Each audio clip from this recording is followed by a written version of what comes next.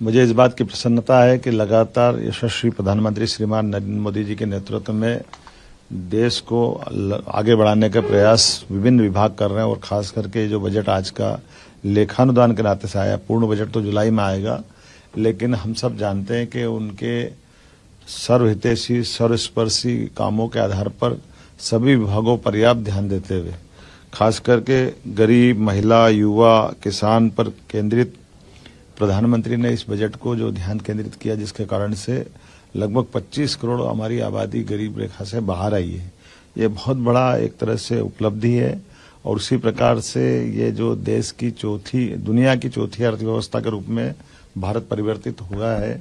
और आने वाले समय में ये जो नया टेन्योर आएगा, इसमें तीसरी अर्थव्यवस्था का जो उनका संकल्प है, उसका पूरा बेस दिखाई दे रहा है। ये अमृतकाल में भारत को 2047 तक दुनिया का नंबर 1 देश बनाने की दिशा में जो काम किए जा रहे हैं, उसके परिणाम है। और खास करके इस 2 करोड़ लोगों को नए आवास देने की जो कल्पना की गई है, ये तो बगैर कोई कारण से गरीब लोग अपना घर नहीं बना पा रहे हैं, उनके घर पे वो अभिशाप नहीं है, ये परमात्मा की कृपा है। यशस्वी प्रधानमंत्री हर गरीब के घर पक्की छत का जो सपना देखते हैं, उसका ही परिणाम है कि उनने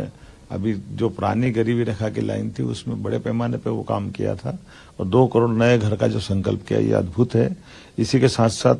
हमारी आंगनवाड़ी, आशा कार्यकर्ता और इनको सबको भी आयुष्मान योजना का जो लाभ दिया है, ये लंबे समय से दरकार थी कि ऐसे जो थोड़े अपनी सेवाएं देते थे गरीब वर्ग है, उनको भी लाभ मिलना चाहिए। आगामी खास करके जिस प्रकार से डिजिटल इंडिया को बढ़ावा देने की बात कही है और डिजिटल इंडिया के माध्यम से बड़े पैमाने पर बहुत सारे सुधार भी लागू किए जा रहे हैं, इन सुधारों के बलबूते पर भारत बहुत आगे बढ़ेगा और खासकर मिडिल क्लास के लिए जो नई आवास योजना लेकर के आए हैं, इसका लाभ भी हमारे लिए एक बड़ा उपलब्धि भरा रहेगा। मैं आज के इस अवसर पर 9 से 14 साल की लड़कियों के लिए सर्वाइकल कैंसर वैक्सीनेशन की जो सुविधा इस बजट में दी है,